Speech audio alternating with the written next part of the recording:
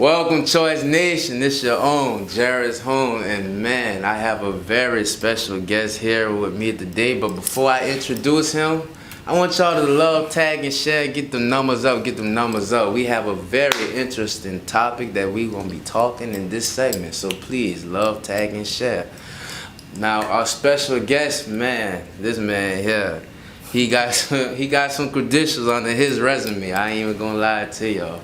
He is a good friend of Prophet Antoine Michael Jasmine. Truth be told, man, I just walked into the church and I just seen somebody laying down on the chairs. And I'm like, who is that?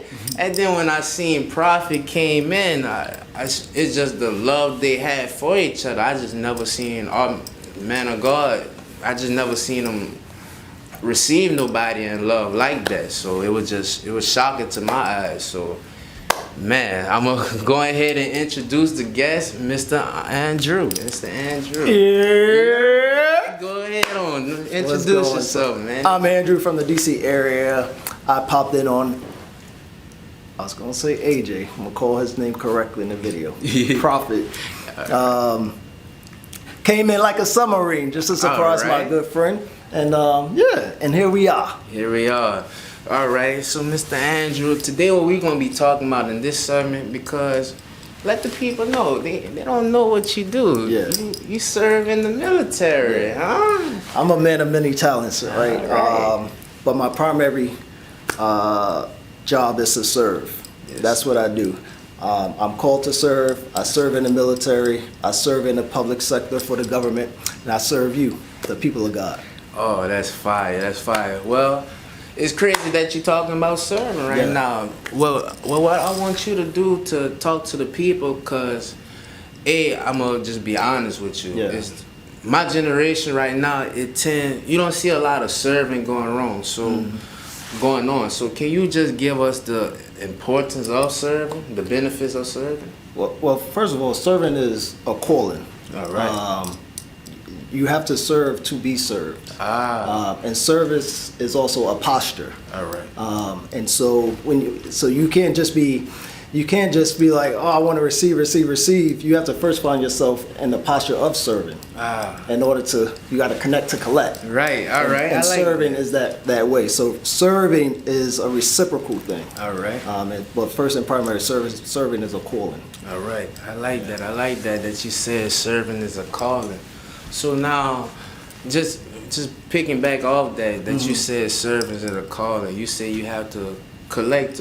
You have to connect yourself to order to collect. That's right. Can you explain by what you mean by that? Because I know what you mean by that, sir. but my generation need to hear the more in depth on that, because a lot of my generation tend to back off from serving and tend to want to do things their own self, want to self-serve, and that's not the way. So by you being a high-ranked military man, can you give us the benefits and just give us some examples on what serving would do for your life? Yeah.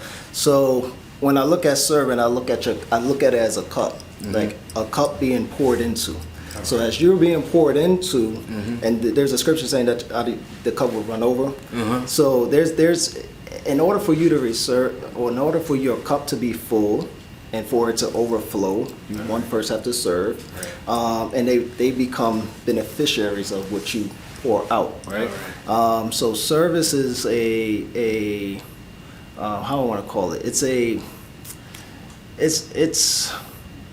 And if you ever get into a posture where you're serving, say, a man or a woman of God, and you feel as if you're not being poured into, adjust your cup. Adjust your pour. You know what I'm saying? Right. Adjust your cup. Because many times those who are called to serving, they think because they're serving that they're being overlooked. And it's the opposite. Right. You're constantly being poured into. So if you feel as if you're never, like, I'm serving a man or woman of God, or you're serving in whatever capacity, whether it's military or whether it's government or whether it's in the church itself, adjust your cup when you start to feel as if you're empty. Because I promise you, you're receiving, you're connecting and collecting more than you know. All right, that's good. So now you serve different men of God, and also you serve the military. Can you explain to us what's the difference of the type of service? Yeah, so I'm just going to backtrack a little bit. I know, again, I'm going to go back to the beginning. My calling is serving. All right. And if I look at my entire life and my career, everything I do is to serve. I serve in the church. All right. I serve in the military, and I serve the public. It's all service. Right. And so I'm reaping all of those benefits. And the government, I'm an advisor. I'm what they call a staff director in DC for one of the government agencies there. And so I advise my chief, my senior person, on what's going on in policy, what's going on in performance, what's going on strategically. Right. And then in the military, I'm third in charge. It's similar to my civilian career, but it's different. So in my military career, it's more authoritative. Gotcha. And my civilian career in the federal government is more advisory. And in the church community, it's more a posture. Gotcha. So my question would be to you to help out my younger generation, to Yeah. help us out. When did you start taking serving serious? At what age did you start getting the understanding of serving? Because you said service is a calling. You said Yes. it's a calling Yes. to you. So when did you start realizing that it's a calling over your life to serve? So it was actually when I received Christ. And so even before when I received Christ is when I knew I was called to serve. All right. And then I also looked at the favor of God. God has literally put me in positions and connected me with men and women of God to serve them. So I was also asked or maybe pulled to saying, hey, I want you to be my armor bearer, or hey, I want you. So it was always, God had just chosen me to do that. And so it's coming in agreement with what he's called you to, Right. and answering the call, Right. and be like, all right, Father, I see what you're doing here. Right. So it's not by accident that God will connect you with men and women of God. And then when he presents the opportunity, now you answer the call. Right, Yeah. right. That's good. That's good. Yeah. We have more questions that's going to be asked. We're going to go right into our Bible on college videos. So we'll be back with more questions. AMJ Biblical Institute exists to glorify God by educating students to reach the world for Christ by serving the church, the community, and the world as biblically minded, professionally competent men and women of character. Our biblical curriculum is created to give you revelation and insight into the gospel. This curriculum will teach you about principles and laws based on biblical experiences that will empower and further your life. The AMJ prophetic curriculum is designed to give you the foundational concepts about the prophetic.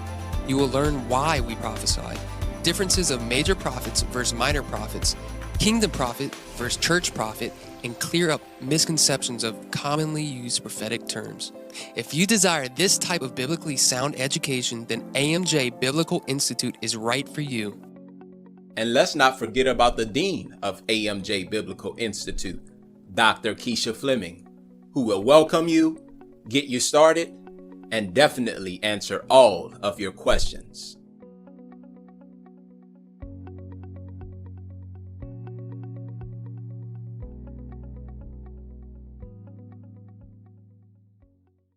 Well, Choice Nation, we back with the wonderful man of God. Now, man of God, can you talk to us about your childhood? Yeah, because so- the people need to know where you come from. We can't So- have you on the show and not tell them where you come from. So expound on that. Yes, sir. So I'm from New York City. All right. Right.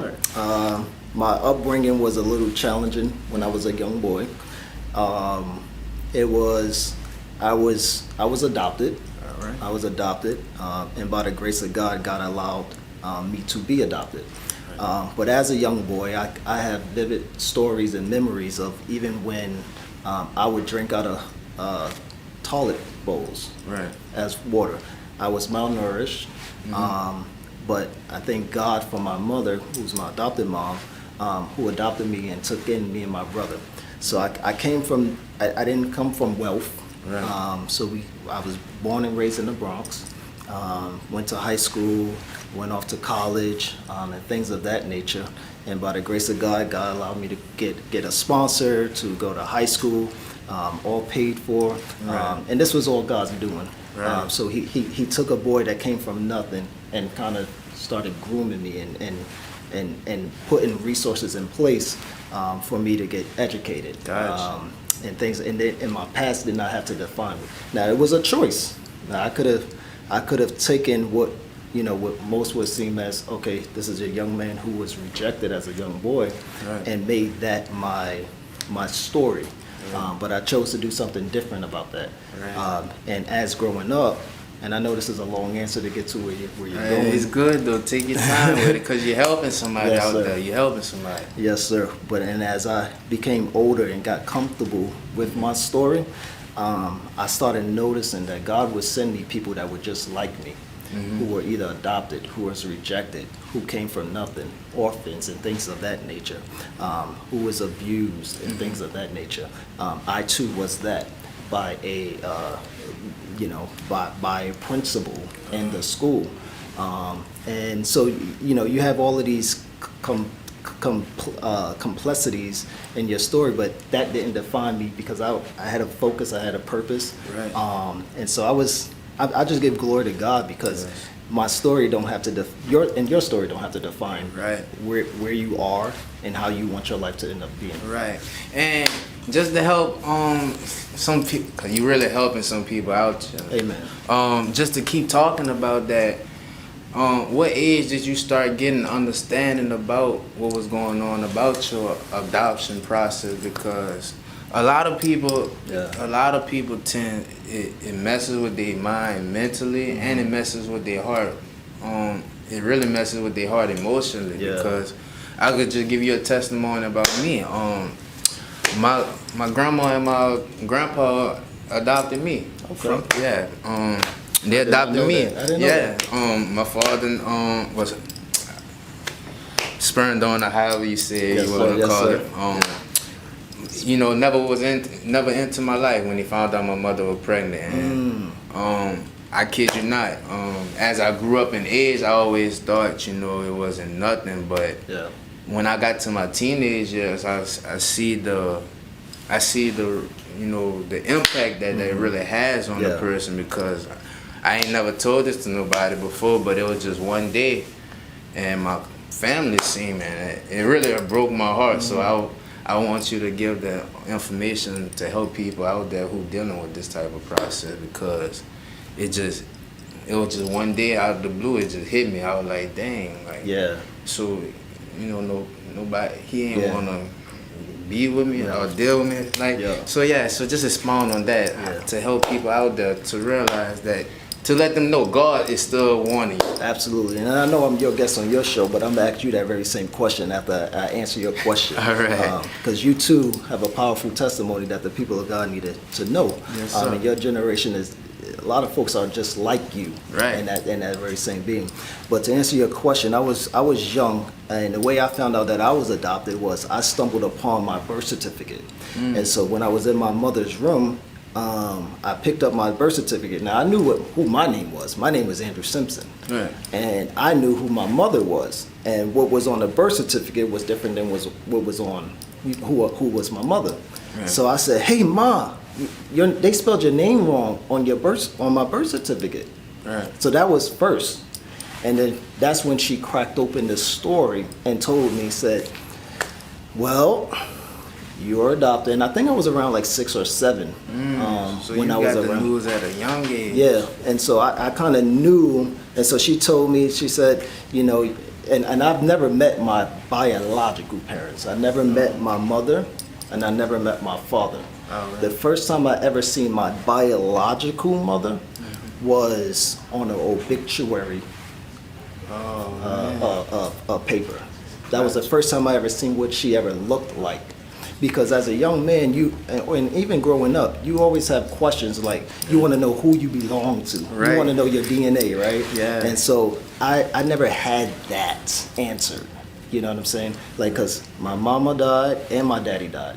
So I never had the opportunity to even put eyes on them or to even say connect to who I belong to. Right.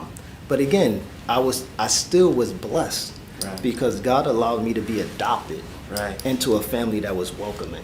you know, and blessed me with other brothers and sisters, and a mother who still take care of me. I'm Right. like, Ma, how you cook this? Like, that is Ma, Right. you know, despite It's a blessing. whatever my background may be. Right. So yeah, I was young, and then that's how I, you know, if it wasn't for her coaching and being a mother, standing proxy for me, I don't know how I would be. I could very well be one who comes to the one who needs that. You know what I'm saying? But God will send people in your lives. Yes. Our story was ordained way before we knew about it. Right. But I want to ask you that very same question. So you say you was adopted. Yes. So how did you process this? Honestly, it's like I'm gonna be real with you. It's like my process went. They ain't tell. It's like my mama ain't really tell me until I got to an age where I could understand it. Not that they was hiding nothing from it. Right. It just they wanted to. I guess she wanted to be ready to break down Right. everything to me, because honestly, at first, what my mother was gonna do, my mother was just gonna tell me my dad died. Oh wow. Yeah, but my grandpa, the person who adopted sir. me, Yes, he sir. told her, don't lie to him. Yeah. And I thank my grandpa for that, because you know, if I would have been told lies from a young, it would have made me look at her kind of different, because you know, as a kid, you so pure, you just Right. want the truth. Right. You just want the truth. So by me dealing with it, it put a lot of questions into my head. I can't lie to you. It made me question Yeah. my sperm donor. Like, it was like, so what? Is it something I did, or was it something you did? Like, it put a lot of questions to my mind. Like, you know, why and how could you? Yeah. But I could tell you something that I always said, and it stick with me for the rest of my life. Yeah. I always say I'm gonna be the man that he not. Ooh, that's deep. Say Right. that again. Right. I always said I'm gonna be the man that he not. That's right. So like, if I ever was to have a child out of wedlock, or you know, anything, even if let's say if I was whole mugging around and had a baby with a woman that I don't love, I still provide and care for that baby. As you should. Like every step of the way, no matter if I don't have no feelings for the mother. It's just how I'll be. And I made that vow to God. Amen. So that would change the whole perspective on me with the adoption process. That's deep, bro. Yes, sir. That's deep. Yes, sir. But now, going back into a serving area, Yeah. what made you choose to go into the military, to serve the military? That's a funny question, because whenever I'm asked that question, I always say the recruiter is good. The recruiter did his job. But all jokes aside, so while I was a freshman in college, the recruiter kept coming back to my college, and he did what he needed to do, and he kept trying to say, hey, you want to take the test to come in and join the Navy? I'm like, yeah, I'll come in one day. And then he'll keep coming by the school and say the same thing. And the third time that he came back to the school, he tested my manhood. He said, I don't trust you, because you say one thing and you don't do it. So that stuck with me then, because I said, I promise you this Friday I'll come to your to the center where you take the test. And I came. And so he was surprised by that. But he challenged me in keeping my word. Right. Because he said, I don't trust you, because you've been telling me this and you Right. didn't do it. Right. So when I say the recruiter was good, he used that reverse whatever. Reverse but at the psychology same on time, he was 100% correct, because I told him I would come and I didn't. So anyway, I came, and I failed his test. So I was like, well, this wasn't meant for me. This wasn't meant for me. So I was like, not happening. But when I failed, that took me back a little bit, because in me it felt as if, man, you're not smart enough, because the test is not hard. It's math, it's reading, it's English, it's some science stuff in there, like stuff that you basically go to school for. And I failed. So when I took it the second time, I said, I want to take it one more time. And I said, if I fail it this time, I don't want to be a part of your Navy. And so I ended up passing it. 30. I said, give me 30 days. And so I took the test 30 days later. I passed and I joined.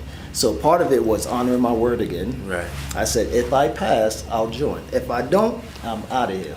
And so that's why I joined. I said the recruiter did his job. And so I ended up joining, got the job that I wanted. They presented other things before me. And yeah, and that's how I basically came So in. now we got the story of how they got you into the. Yes, sir. So how did they keep you in there? That's so going back to how you started the question about serving.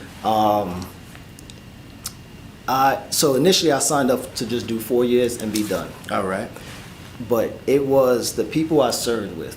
It was having brothers and sisters that I've never had. It was a community of people that was on one accord. So it's real unity there. It's 100% unity. It was that feeling of knowing I got your back and you got mine. There was a loyalty there that I've never experienced. And so it made me stay. I love what the organization did for the community. I said I wanted to be a part of that. And so I ended up staying. So this is beyond benefits. This is beyond like college and being, like I have 3 degrees. I got them. I don't do nothing with them because God has blessed me beyond what He has blessed me in. So it's beyond really the benefits. It's everything else from the loyalty, the servitude, people really having a heart for this nation and this country. And I wanted to be a part of something big like that. Oh man, this is good. This is good. God, we gonna go into a quick commercial break. Man, the wisdom and knowledge this man has. We'll be back after this commercial break.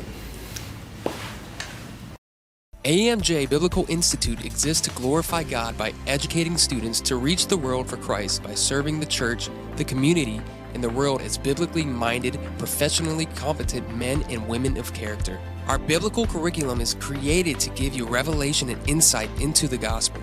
This curriculum will teach you about principles and laws based on biblical experiences that will empower and further your life. The AMJ prophetic curriculum is designed to give you the foundational concepts about the prophetic. You will learn why we prophesy, differences of major prophets versus minor prophets, kingdom prophet versus church prophet, and clear up misconceptions of commonly used prophetic terms. If you desire this type of biblically sound education, then AMJ Biblical Institute is right for you. And let's not forget about the Dean of AMJ Biblical Institute, Dr. Keisha Fleming, who will welcome you, get you started, and definitely answer all of your questions.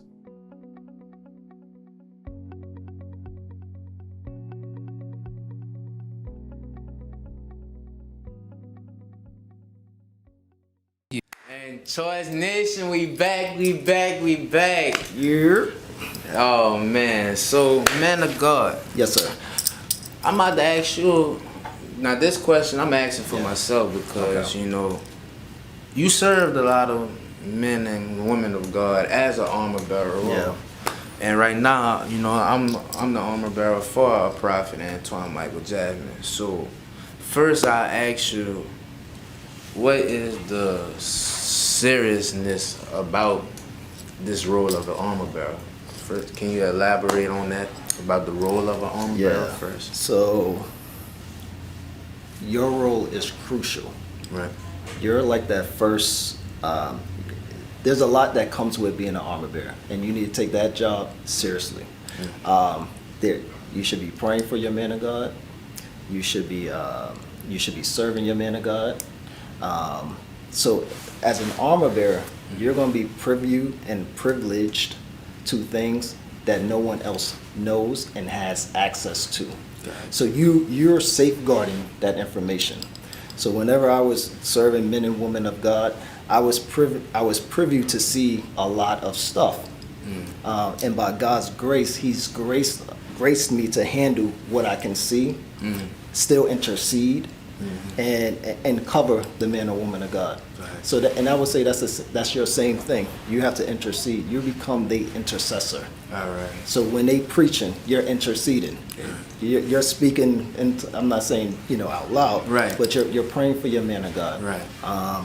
You're So casting then- down, and you know what I'm saying. So basically, like in the realm, what you're saying as an armor bearer, we're supposed to be the shield. You are the shield. Gotcha. Before an armor bearer in the Bible, there was a cupbearer. And the purpose of a cupbearer, they would first sip what's in the cup before they gave it to Right. to the man of God. Right. So you're like, If it's any poison in there. there you go. Right. It hits the armor bearer first. Right. It should never touch your man or woman of God. Right. Gotcha. So, all right. When you were serving as that role, how Yeah. was it, and how did you love it? How did you love serving in the armor bearer role? That too was a privilege and a calling. It's a sacrifice as well. Right. But God will give you the grace. God will give you the wisdom. God will give you the strength to even stand in that position that you're called to. And don't take the armor bearer role lightly. Right. Be loyal to the position. Be committed. Be on time. You know, there's so much that happens, as I'm talking about atmosphere wise. Right. There's so much that happens that you have to be sensitive enough in the spirit to know what to pick. Right. You know what I'm saying? So you're almost like the gate entry person. Right. Like you're filtering. Right. You understand? So that armor bearer role, if you're privileged, you hear what I'm saying? Yes. What I'm saying? You Privileged. Yes. Honor. You're that close Yeah. to the head person. So when I never took those roles lightly. Like when God ever allowed me to serve the man or woman of God, I'm like, God, He has to have something also in store for me. Right. You understand? Yes, So sir. yeah, so you're connecting to collect. Yeah, connected to collect. I love that. And is it just anything else? Before we got a couple more minutes left on the show. Is there anything that you want to say to the people? So I would say first you want to identify what you're calling. So we were talking about service. Yes. So just understanding that, I just want to wrap up how we started. Serving is a calling. Serving is a posture, and understanding whenever you feel as if you're not being served or poured into, adjust your cup. Right. That's powerful. Man. Well, man of God, it's been a wonderful Yes, segment. sir. I enjoyed you this whole Yes, sir. time Yes, on sir. this talk show. Yes, sir. So the people gonna want you back, cause I want you back. So you gonna have The next time we're gonna talk about something super deep. super deep.